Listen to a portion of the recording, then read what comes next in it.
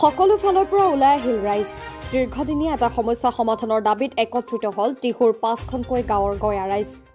পৰিৱৰ্তনৰ শ্লোগান গোৱা বিজেপি চৰকাৰৰ দিনতেই দীৰ্ঘদিনে বিধ্বস্ত বাট পথেৰে অহা যোৱা কৰি আহিছে টিহু আখৰা সংযোগী গড়কাপ্তানি পথেৰে অহা প্ৰতিজন পথচাৰীয়ে মন্ত্ৰী ৰঞ্জিত কুমাৰ দাসৰ পাটাছৰকুছি বিধানসভা সমষ্টিৰ অন্তৰ্গত এই অঞ্চলৰ ৰাইজে আজিলৈ নেদেখিলে উন্নত যাতায়াত ব্যৱস্থা যাৰ বাবে টিহুৰ বৰগাঁৱত নো ৰোড নো ভোট ধনী ৰাইজৰ পথৰ পুনৰ নিৰ্মাণৰ দাবীত ৰাইজৰ এই প্ৰতিবাদী কাৰ্যসূচী বিধ্বস্ত বাট পথৰ বাবে হাৰাশাস্তিৰ সন্মুখীন হৈ আহিছে বৃহত্তৰ অঞ্চলৰ ৰাইজ আজি 2024 চন যাবৰ হ'ল আজি আমি এই ৰাস্তাৰে এতিয়ালৈকে আমি এই ৰাস্তাৰে অহা যোৱা কৰি আছো আমাৰ ইয়াৰে যিমান ষ্টুডেণ্ট আছে আমাৰ পেচেণ্ট আছে এইবিলাকে অহা যোৱা কৰিছে এই ৰাস্তাৰে কিমান এক্সিডেণ্ট হৈছে হিচাপ নাই ল'ৰা ছোৱালী চাইকেলেৰে এই ৰাস্তাৰে যায় ই ৰিক্সাৰে যায় ই ৰিক্সা এখন উল্টি গৈছে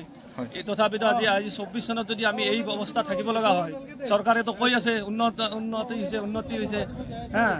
আজি গুৱাহাটীত এনেকুৱা ব্ৰিজৰ ওপৰত ব্ৰিজ বনাই আছে কিন্তু আমাৰ এই যিটো ৰাস্তা আমাৰ মেইন ৰাস্তা আমি যেতিয়া পঢ়ি আছিলোঁ হাইস্কুলত তেতিয়া এই ৰাস্তাৰে 7খনকৈ গাড়ী চলিছিলে বাছ চলিছিলে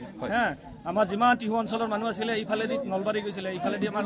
আধা সময় যাই পাওঁ আমি 10 মিনিটত আমি নলবাৰী পাওঁ যিটো সময়ত আমি এতিয়া ঘূৰি যাব লাগিলে আমাৰ আধা ঘণ্টাৰ ওপৰত নলবাৰী যাব লাগে মন্ত্ৰী সমষ্টি এইটো এটা মন্ত্ৰীৰ সমষ্টি এইটো ৰঞ্জিত দাস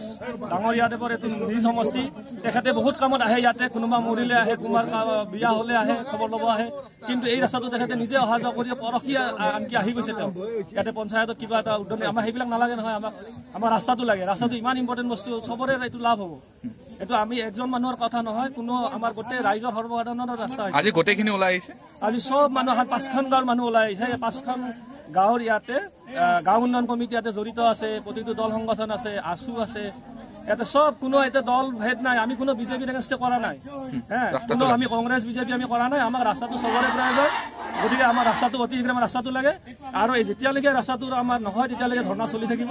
আজি শান্তিপূৰ্ণভাৱে কৰিছোঁ ইয়াৰ পিছত আৰু বেলেগ হ'ব আমি দিনে নিশাই আমি ইয়াৰ পিছত ধৰ্ণা দিম আমি ইয়াতে নহয় আমি ৰাস্তা লাগিলে আমি টিহু টাউনত ধৰ্ণা দিম আমি লাগিলে নেশ্যনেল হাইৱেও বন্ধ কৰিম কিন্তু ৰাস্তা আজি সঁচাকৈ দুখ লগা কথা যে যিখন চৰকাৰে মহিলা সবলীকৰণ আৰু চৰকাৰৰ উন্নয়নৰ ক্ষেত্ৰত অকল পথ উন্নয়নৰ কাৰণে হেজাৰ কোটি টকা খৰচ কৰি বিশেষকৈ আপোনালোকে দেখিছে যে গুৱাহাটীখনত বহু পথত মানে ফ্লাইঅভাৰ বনাইছে আৰু আমাৰ ইয়াত মাত্ৰ 3 কিলোমিটাৰ পথ বনাবৰ কাৰণে য'ত হয়তো খুব বেছি 6 কোটি বা 8 কোটি টকাৰ প্ৰয়োজন হ'ব সেই কামখিনি কৰিবৰ কাৰণে ইয়াৰ স্থানীয় যি MLA আছে যিজন মিনিষ্টাৰ তেওঁলোকে কোনো গুৰুত্ব দিয়া নাই আজি 3 বছৰ নহয় আজি 10 বছৰ ধৰি এই ৰাস্তাটো এনেকুৱা ধৰণে পৰি আছে এই ৰাস্তাটোত ল'ৰা ছোৱালী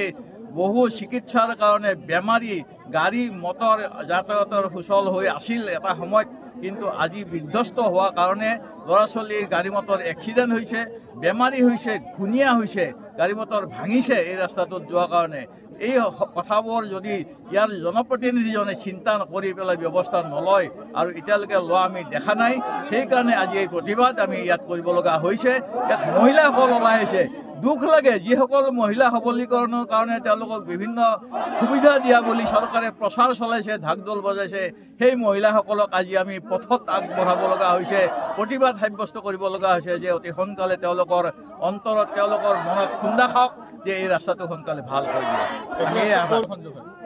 এইখিনি আখৰা চকলৈকে টিহুৰ পৰা তো আখৰা চকৰ পৰা টিহুলৈকে কিছু অংশ আগলৈকে শিয়ালমাৰীলৈকে হৈছে তো শিয়ালমাৰীৰ পৰা এতিয়া অকল মানে আমাৰ টিহুলৈকে এই 3 কিলোমিটাৰ যদি হৈ যায় নিশ্চয়কৈ 3 কিলোমিটাৰত কেইবা হাজাৰ লোক আছে বিগত ইলেকশ্যনত এই গোটেই মানুহখিনিয়ে ইয়াৰ যি প্ৰতিনিধি ৰঞ্জিত দাস তেখেতকে ভোট দিছিল এটাই আশা যে তেখেতেও প্ৰতিশ্ৰুতি দিছিল যে এই ৰাস্তাটো বনাই দিব কিন্তু আজিলৈকে বনাই দিয়াৰ কোনো আমি আশাই দেখা পোৱা নাই বিভিন্ন প্ৰতিশ্ৰুতিৰে আমাক মানে অকল বিপথেৰে পৰিচালিত কৰিছে শুদ্ধ কথা এতিয়ালৈকে আহি পৰা নাই যিহেতু পথটো হোৱাগৈ নাই আমি আশা ৰাখিম তেখেতসকলে সোনকালে এই পথটো উন্নয়নৰ ব্যৱস্থা কৰিব টিহুৰ পৰা নিপু আহমেদৰ ৰিপৰ্ট আছাম এনি নিউজ